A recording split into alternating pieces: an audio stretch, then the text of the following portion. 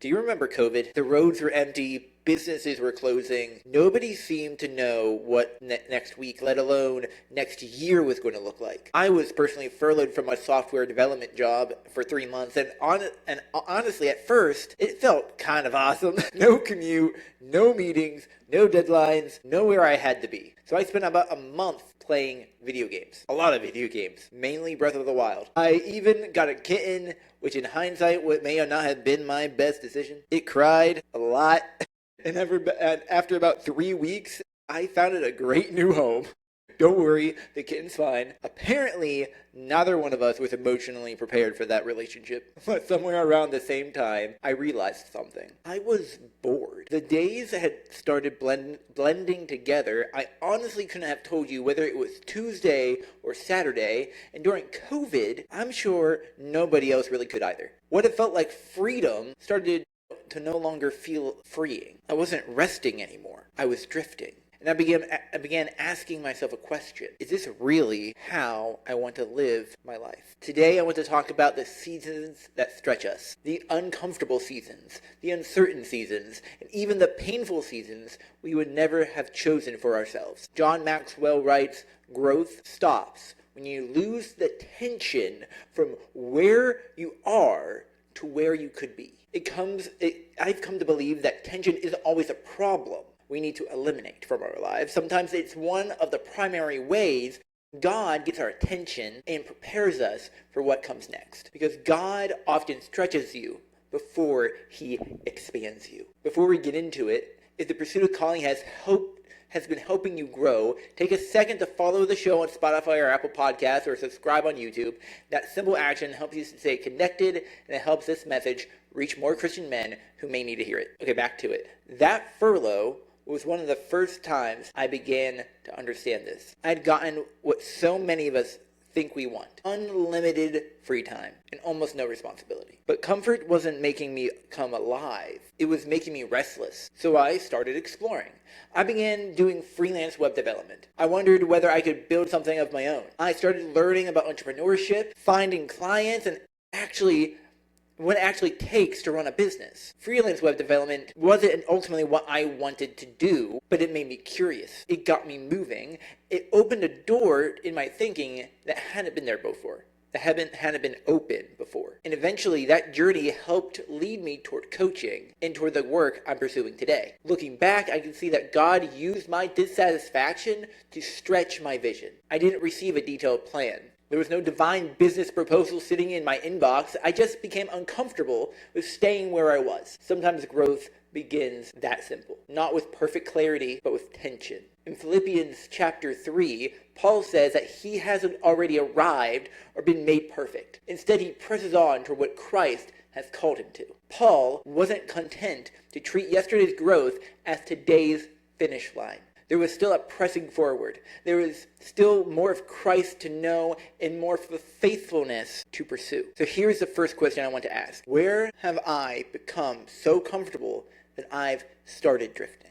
I want you to ask that question to yourself. Maybe you don't need to blow up your life to make a dramatic change in it. Maybe you simply need to become curious again. Read the book. Make that phone call. Try the new idea.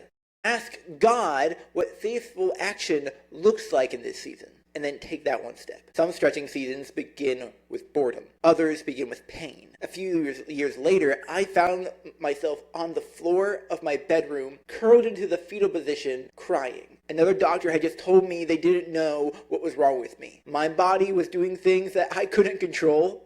I didn't have a name for it. I didn't have a solution. I didn't know what was going on. I just knew something was wrong. And the people I was turning to for answers didn't have them. I remember asking God, why me? Why is this happening? Why can't somebody tell me what's wrong? Why won't you take this away? Maybe you've had your own version of being on that floor. Maybe yours came after losing a job, hearing a diagnosis, watching a relationship fall apart, or seeing a future you had planned suddenly disappear. You keep asking for answers, but all you seem to hear is, we don't know. Eventually, I learned that what I was dealing with was muscular dystonia. I still pray for healing. But over time, I also began to see that God was doing something in me through this condition. I had spent much of my life relying on myself. Now I had to ask for help. I had to let other people into my struggle. I had to become more disciplined about my health and my habits. I had to depend on God when I couldn't force my body or my future to cooperate with my plans. My faith was stretched, my humility was stretched, and my discipline was stretched. I would never call this condition good, but I believe God has used it for my good and His glory. He has developed things in me and through me that comfort never could have developed on its own. Romans chapter 5 says that suffering produces endurance, endurance produces character, and character produces hope. That doesn't mean we pretend suffering doesn't hurt. It means suffering doesn't get the final word. God can produce something in us even in a season we would have never chosen. Some stretching seasons we choose. Some stretching seasons choose us. But even when you can't choose the season, you can choose how you respond within it. So the second question I want you to ask yourself is, what might God be developing in me through this season? It's okay to ask God to change your circumstances. I still do.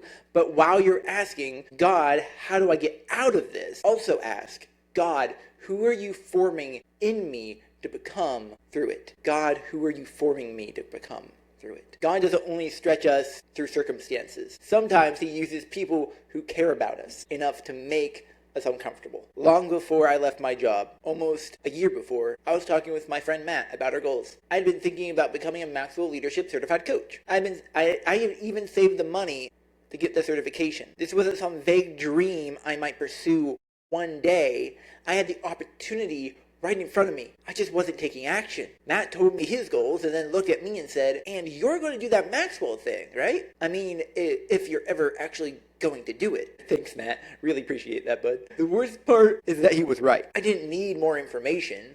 I didn't need another month to think about it. I needed somebody to point out the gap between what I said I wanted and what I was actually willing to do. That comment stuck with me, and eventually I pulled that trigger and became certified. Matt's challenge was one step in a much longer journey that eventually led me to leave my job and pursue this calling full time. Proverbs 27:17 says, iron sharpens iron. Sometimes I can't say the word iron. Iron sharpens iron, and one man sharpens another. Sharpening creates friction. Sometimes the people God uses most in our lives are the people who won't help us protect our excuses. So the third question I want you to ask yourself is this: who is stretching me? Who asks you the questions you would rather avoid? Who sees what God placed in you and refuses to let you keep burying it? Who can tell you the truth without you immediately becoming defensive? If nobody in your life can challenge you, your comfort zone will always have that final vote. It will always keep you from pursuing your calling well. Earlier this year, I left my job. I knew I would doubt the decision sometimes. I knew there would be sleepless nights. I knew I was stepping into a level of uncertainty and responsibility I hadn't carried before. Before leaving, I thought entrepreneurship would mostly be about freedom. Turns out, it's mostly about making decisions. Lots and lots of decisions. Nobody's standing over me telling me what to do with my day. That sounds wonderful until you realize you are now responsible for deciding what matters most. Structuring your time, following through, putting yourself out there, and hearing no without treating it like a prophecy about your future. Leaving my job didn't make life easier. It stretched my discipline, my priorities, my tolerance for rejection, and my trust in God as my provider. But that was part of the point. I wanted to be stretched beyond my current capacity so that my capacity could grow. And through this season, my confidence has grown. But not confidence that I can control every outcome, but confidence in God's faithfulness in the man He created me to become. Looking back, I can see the pattern. COVID stretched my vision. Dystonia stretched my faith. Matt stretched my courage. Leaving my job stretched my capacity. And none of these seasons gave me the complete map. They simply gave me an opportunity to take the next faithful step. So take these three questions with you this week. Question number 1, where have I become so comfortable that I've started drifting? Question number 2, what might God be developing in me through this season? Question number 3, who is stretching me, and am I willing